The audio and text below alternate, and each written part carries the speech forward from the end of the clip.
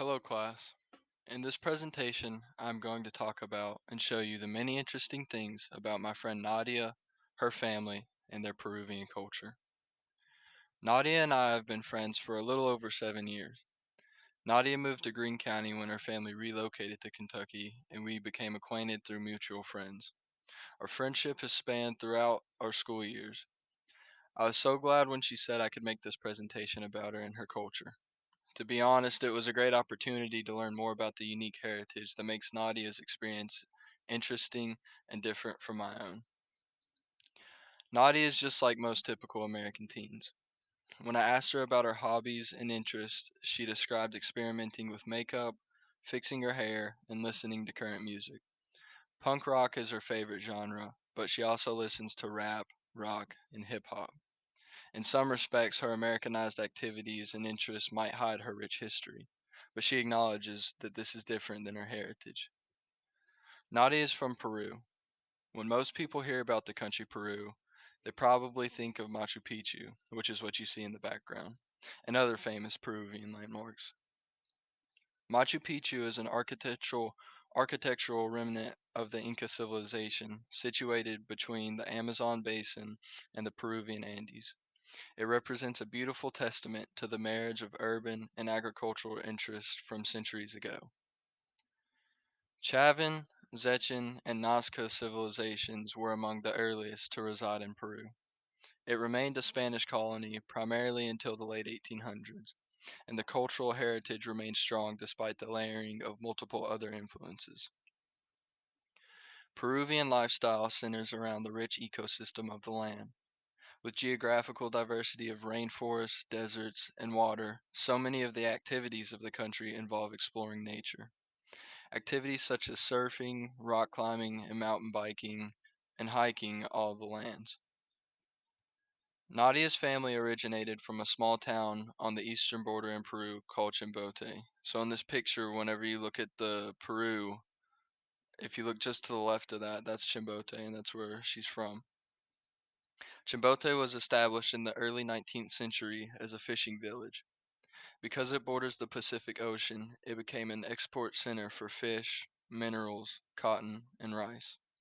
It was destroyed by an earthquake in the 1970s, but it was subsequently rebuilt.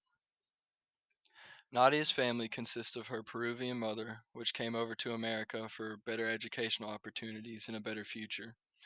This is where she met Nadia's father, who is actually from Kentucky. Nadia is a mother to her baby girl, Diamora Mia Marie McAllister, which is who you saw on the first page in her arms, along with the father, John McAllister. Nadia's family have helped to support her with her child. Once the pandemic clears up and Nadia has more time, she's going to pursue cosmetology. In my interview with Nadia, she helped me understand the traditions and diverse history of her Peruvian culture. Peru represents centuries of multicultural layering of native as well as Hispanic features. The two main native cultures are Quechua and Aymara.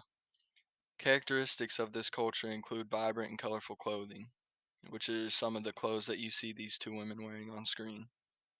Women wear bright skirts called polleras, while men don ponchos to protect from any cold temperatures. Woolen or straw hats are a crowning feature. Artisans in Peru have access to the highest quality wool products, which are made from alpacas and llamas. They use these resources to make scarves, blankets, clothes, and handbags. I asked Nadia what she considered to be a main difference between our cultures, and she responded, I personally believe that my culture is a lot more spiritual than other cultures. Mother Nature and the earth were very important to the people of Peru. Ancient Peru had a polytheistic emphasis. There was a reverence toward natural phenomena, as Nadia expressed, and temples were created to honor various deities. This is one of those temples in Peru that you see where some of their services occur. In the 16th century, the Spanish missionaries introduced Catholicism to the Peruvian community. Other religions have emerged over time, and now 70% of the population identifies with Christianity. Interestingly, Nadia and her family identify with Jehovah's Witness. Beyond religious differences, Peruvian music is unique. Peruvian music blends wind instruments, drums, and Spanish stringed instruments. The flute and the guitar that you see these guys holding, most of their instruments are handmade. In Peru, they host festivals and parades throughout the year, accompanied with all types of music and their amazing food. Peruvian cuisine is an adventure in culinary luxury. Traditional Peruvian staples are maize, which is corn, potatoes, and rice. Incredible fish dishes, including ceviches, are found along the coast. Additions of milk or chili pepper add a Peruvian flair to these foods. Adventurous travelers can try roast guinea pig or alpaca meat. I was unable to have Nadia prepare me a Peruvian dish, but she did send me recipes to a few classic meals her mom always fixes her. I highly recommend trying some for yourself. As I end, I want to say that with completing this project, I began to see a broader picture of Nadia's life and how she is a part of a fascinating culture.